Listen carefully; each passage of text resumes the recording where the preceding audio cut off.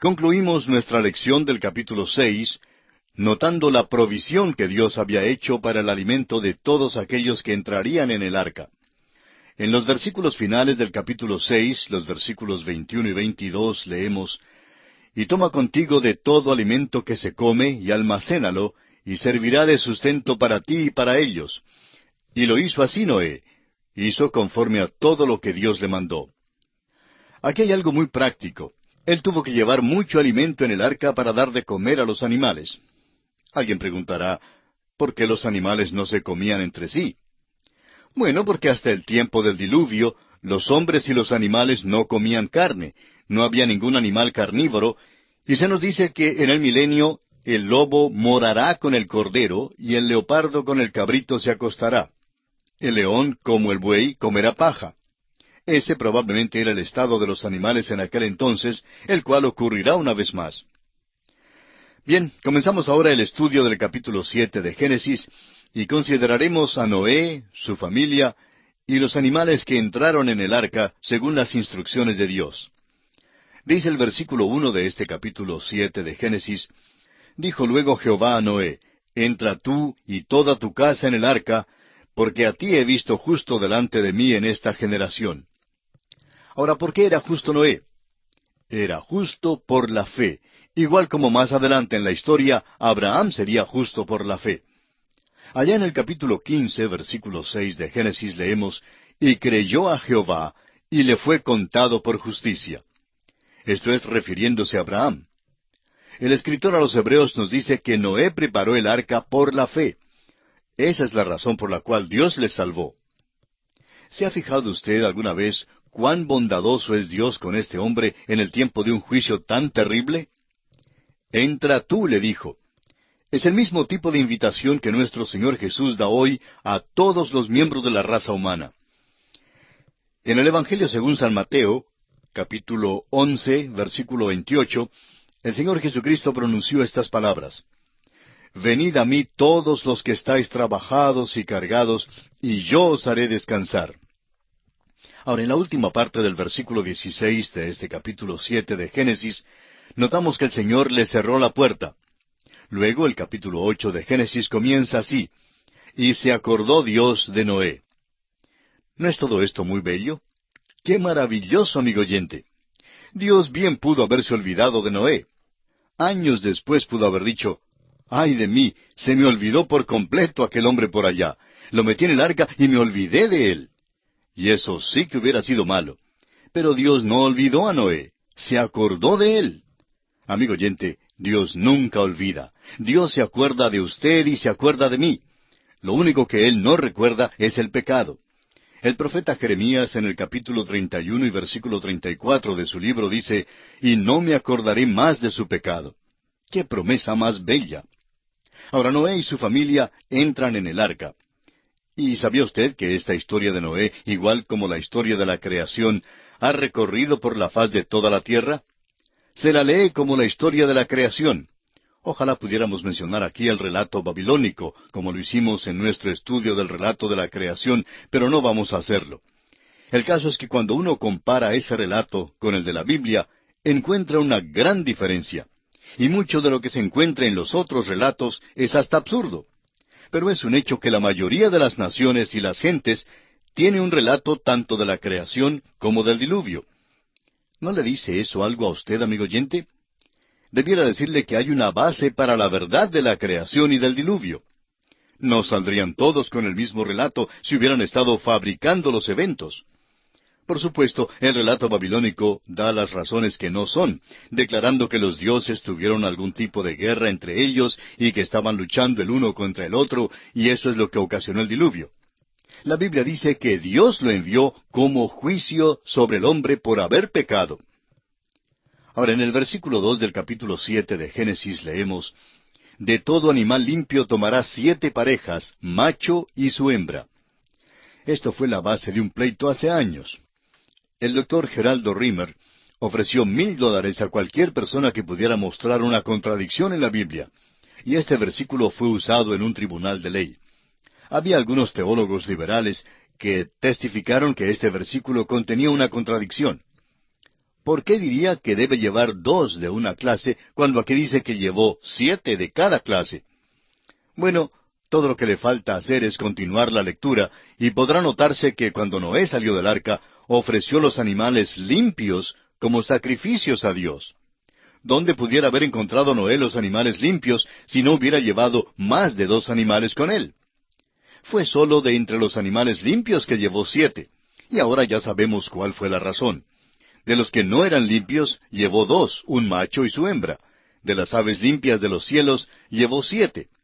Ahora, en los versículos 2 y 3 de Génesis capítulo 7 leemos: Mas de los animales que no son limpios, una pareja el macho y su hembra.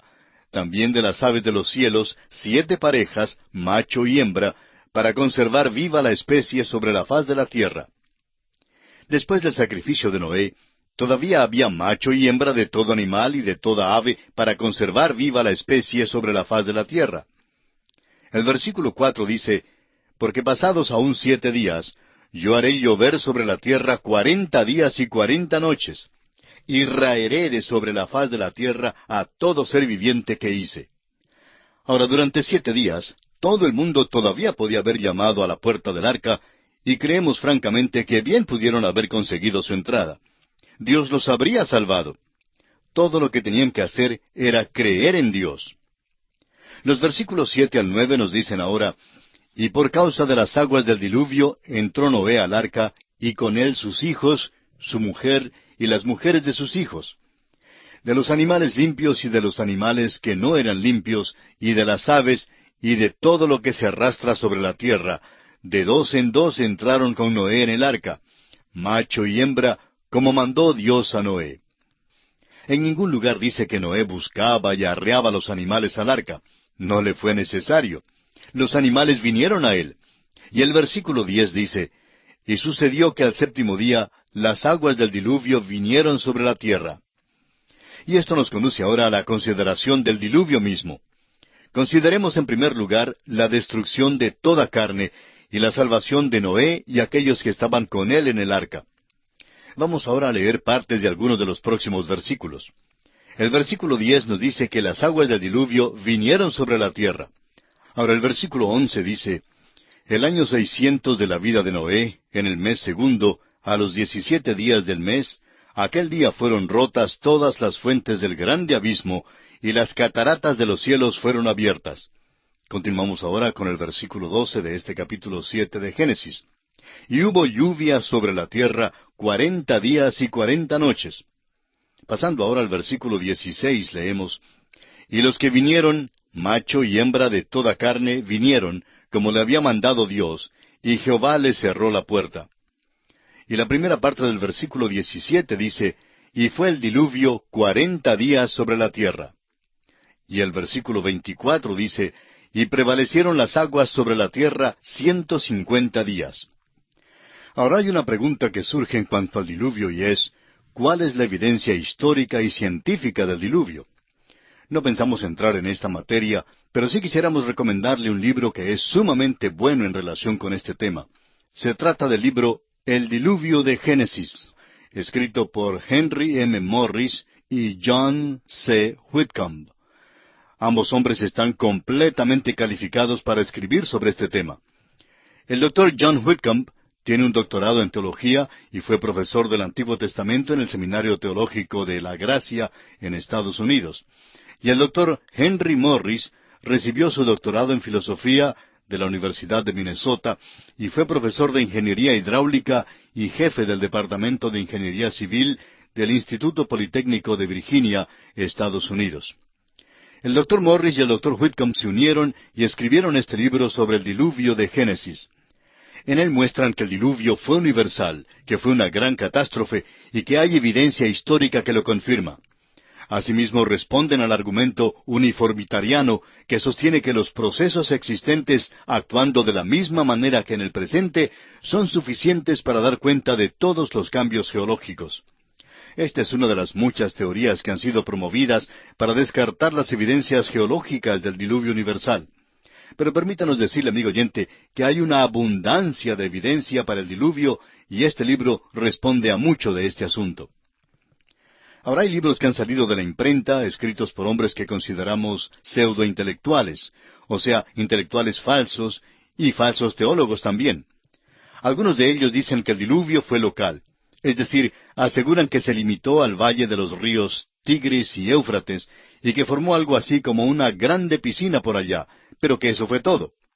Amigo oyente, la Escritura expresa con toda claridad que el diluvio cubrió toda la tierra. El libro ya mencionado ciertamente verifica lo que dice la Biblia. La familia humana había poblado la tierra. Los hombres y los animales habían llegado ya a los demás continentes del mundo. Pero el hecho, según la Biblia, es que la familia humana comenzó de nuevo con Noé. Eso es lo que dice la palabra de Dios. Y amigo oyente, uno o acepta la Biblia o la rechaza. Concluir por hipótesis que los eventos pudieron haber sucedido de otra manera es en esencia rechazar lo que dice Dios. La Biblia expresa con claridad que hubo un diluvio universal. Los versículos 23 y 24 de este capítulo 7 de Génesis dicen: Así fue destruido todo ser que vivía sobre la faz de la tierra, desde el hombre hasta la bestia, los reptiles y las aves del cielo. Y fueron raídos de la tierra, y quedó solamente Noé y los que con él estaban en el arca. Y prevalecieron las aguas sobre la tierra 150 días. Quienes argumentan en contra de un diluvio universal, por lo general aceptan el principio uniformitariano, y sostienen el punto de vista de que no había tal cosa como una gran convulsión o catástrofe como el diluvio. Pero ¿sabe usted, amigo oyente, que el apóstol Pedro nos amonesta contra los que piensan de ese modo? Dice el apóstol Pedro en su segunda carta, capítulo 3, versículos 3 al 6, lo siguiente: Sabiendo primero esto, que en los postreros días vendrán burladores, andando según sus propias concupiscencias, y diciendo: ¿Dónde está la promesa de su advenimiento? Porque desde el día en que los padres durmieron, todas las cosas permanecen así como desde el principio de la creación. Estos ignoran voluntariamente que en el tiempo antiguo fueron hechos por la palabra de Dios los cielos y también la tierra, que proviene del agua, y por el agua subsiste, por lo cual el mundo de entonces pereció anegado en agua. Los burladores siempre han concordado con el principio uniformitariano, pero no pueden mantener ese punto de vista y a la vez aceptar la integridad de la palabra de Dios. Es pues muy importante que entendamos esto. Y así concluimos nuestra consideración del capítulo 7 de Génesis. Y nos encontramos ahora ante el capítulo 8. Y notaremos que las lluvias se detienen, se retiran las aguas, y el arca reposa sobre el monte Ararat. El final del capítulo 7 nos dijo que prevalecieron las aguas sobre la tierra 150 días. Ese es un período que abarca unos 5 meses en los cuales prevalecieron las aguas. Ahora, en el capítulo 8 vemos que las aguas disminuyeron. Del versículo 1 hasta el 3 leemos: Y se acordó Dios de Noé y de todos los animales, y de todas las bestias que estaban con él en el arca. E hizo pasar Dios un viento sobre la tierra, y disminuyeron las aguas. Y se cerraron las fuentes del abismo, y las cataratas de los cielos, y la lluvia de los cielos fue detenida. Y las aguas decrecían gradualmente de sobre la tierra, y se retiraron las aguas al cabo de 150 días. Es maravilloso de veras que Dios se acordara de Noé. Noé estaba perfectamente seguro en el arca. Este capítulo no solo nos relata de la subida del diluvio, sino también de cómo prevaleció el diluvio y de la mitigación de él. Nos dice que Dios hizo que pasara un viento sobre la tierra. Ahora, todo esto no sucedió de la noche a la mañana. La subida de las aguas llevó un total de 150 días, como ya lo hemos leído. Luego pasan 261 días en la mitigación del diluvio. Nos parece que fue algo más que simplemente un diluvio local. Notemos ahora el envío del cuervo y la paloma. El versículo 4 dice: Y reposó el arca en el mes séptimo, a los 17 días del mes, sobre los montes de Ararat. Y el versículo 5 continúa diciendo: Y las aguas fueron decreciendo hasta el mes 10. En el 10, al primero del mes, se descubrieron las cimas de los montes. Ahora el versículo 6 dice: Sucedió que al cabo de 40 días abrió Noé la ventana del arca que había hecho. El versículo 7 dice: Y envió un cuervo, el cual salió y estuvo yendo y volviendo hasta que las aguas se secaron sobre la tierra. Notamos aquí que Noé se convierte ahora en observador de los pájaros. Envía dos aves, el cuervo y la paloma, y las va a observar.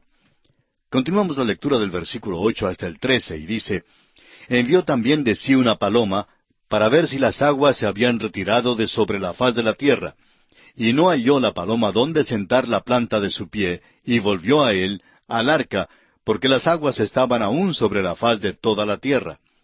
Entonces él extendió su mano, y tomándola, la hizo entrar consigo en el arca. Esperó aún otros 7 días, y volvió a enviar la paloma fuera del arca. Y la paloma volvió a él a la hora de la tarde, y he aquí que traía una hoja de olivo en el pico, y entendió Noé que las aguas se habían retirado de sobre la tierra. Y esperó aún otros 7 días, y envió la paloma, la cual no volvió ya más a él. Y sucedió que en el año 601 de Noé, en el mes primero, el día primero del mes, las aguas se secaron sobre la tierra. Y quitó Noé la cubierta del arca y miró, y he aquí que la faz de la tierra estaba seca. Ahora notemos que esto abarca un período de 261 días, y por tanto el diluvio duró un total de 371 días, es decir, se prolongó por más de un año. También concuerda con la declaración de la Escritura que afirma que el diluvio fue universal. No se trataba únicamente de llenar una piscina con agua, ciertamente fue más que eso. El doctor J. E. Shelley sostiene la tesis de que el diluvio fue universal y que cubrió toda la tierra. Y quisiéramos leer una cita de él tocante el ejemplo más notable del diluvio universal en el caso de los mamíferos. Dice él, estos elefantes se encuentran enterrados en los depósitos congelados de la tundra de Siberia, y por todo lo largo del continente de Asia, y en el norte de Alaska, y en el Canadá. Se encuentran en gran número en el suelo elevado, y no están hundidos en el pantano millones de ellos. Sigue contando acerca de ellos cómo es que fueron examinados y cómo la evidencia indica que fueron ahogados. Si es que meramente se hubieran hundido allá arriba, hubieran muerto de hambre.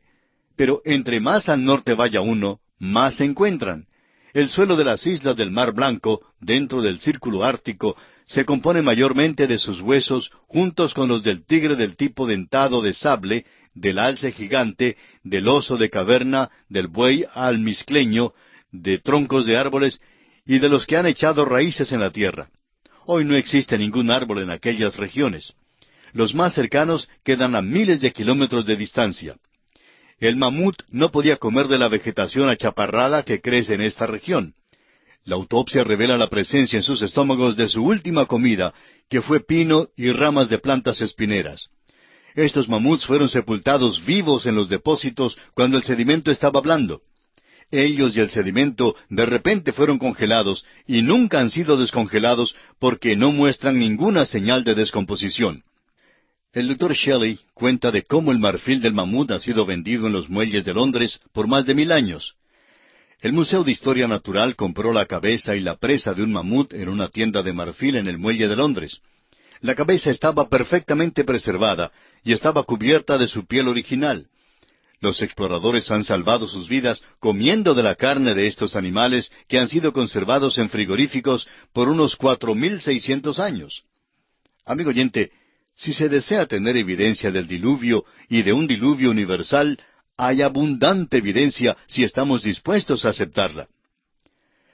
Quisiéramos ahora señalar una gran verdad espiritual que tenemos aquí en este relato del cuervo y la paloma. Pero en primer lugar, mencionaremos que la paloma volvió y trajo un poquito de follaje, una hoja de olivo en el pico. No entendemos por qué la hoja de olivo siempre ha sido el símbolo de la paz, pero así es.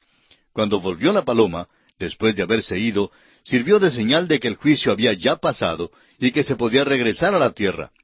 Hay una paz en este regreso, pero vemos que aún el hombre que sale a la tierra es el mismo tipo de hombre que entró en el arca. Los hijos de Noé tenían las mismas características que los primeros hombres que provocaron el diluvio. Encontramos, pues, que la raza humana no muestra un mejoramiento después del diluvio de ninguna manera. Vamos a considerar la lección espiritual. Notamos que Noé se ocupa de observar los pájaros y mandó que saliera el cuervo. El cuervo no regresó al arca. ¿Y por qué no regresó? Bueno, notemos qué es lo que come un cuervo. Un cuervo come de todo. El hecho es que había muchísimos animales muertos y mucha carne disponible después del diluvio.